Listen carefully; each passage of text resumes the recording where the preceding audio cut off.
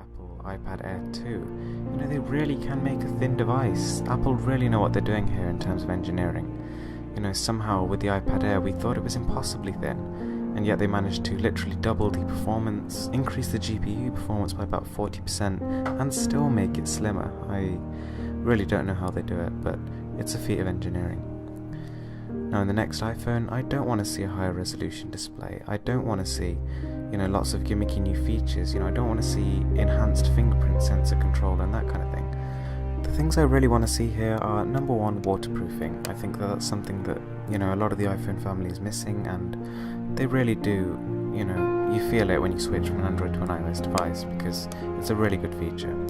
I think that the camera lens really needs to actually take a step up in terms of size.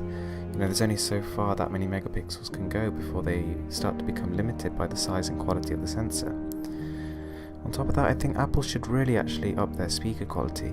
Considering the iPhone and the iPod sort of line is basically their trademark and their whole flagship music listening device line, I think that they should really pay more attention to how music sounds. I think that they should build in a real top-notch equalizer, probably a digital amp as well, to improve the sound quality to its optimal level. And last of all, shatterproof. I mean, the amount of people I see with smashed iPhone screens, it's ridiculous. Even iPhone 6, iPhone 6 Plus, none of them have really stood the test of time like a lot of Android devices have, and I think that's one place Apple really needs to work on.